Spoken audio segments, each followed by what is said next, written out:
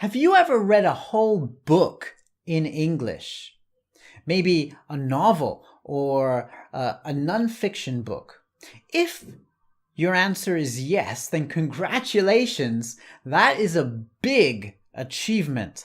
To read a whole book in your second language, that's incredible.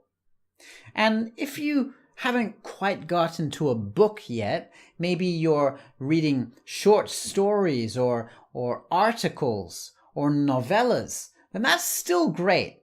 And reading in English is an excellent habit for many reasons, as you know, right? You can improve your vocabulary, you can see the grammar structures very clearly, and it's great if you don't have anyone to practice your English speaking with, right? And it's just enjoyable to read, right?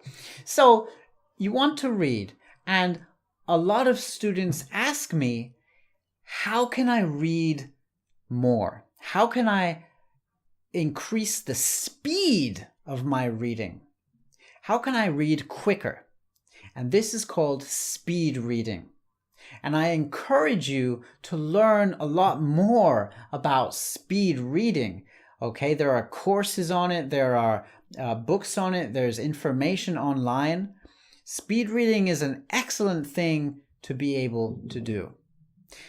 And I'm just going to give you a couple of quick tips in this video, okay? So, one thing that you should know about speed reading is take back your hands, all right? When we're children, at least when I was a child, I was taught at first to use my hand to follow the lines on the page. But as you get older, the teachers kind of expect you to be able to do it without your hands. But why? Actually, it's better to use your hands. And I'll tell you why this is, okay? So if you're right-handed, this is my right hand. If you're right-handed, you want to use your left hand. And if you're left-handed, you want to use your right hand. Because this connects with the correct part of your brain. It stimulates your brain more. So if you're using, let's say you're right-handed, and you're using your left hand to read the lines on the page. Okay, use your forefinger to trace the lines just under the word. And this really does help your brain to connect with the information. I promise you, it will help you read faster. And that's not all. You know that little voice, that little voice that you have as you're reading, as you're doing your speed reading. You want to get rid of that.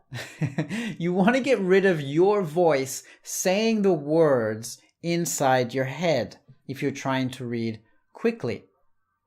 What you want to do instead is to very quickly turn the information on the page in the words into pictures. You want to get good at this, and this takes practice, but try to do this as much as you can without speaking to yourself. All right? Now, you want to still understand what you read. You don't want to just turn this into reading so quickly, but then you don't remember anything, right? That's useless. You want to turn the words quickly into images in your head. And you can become good at this, all right? You can become good at quickly turning the words into images, and then after each page, take a few moments to recall the images, to remember the images in the sentence. And then you'll be speed reading before you know it, okay? I don't know how long it will take you.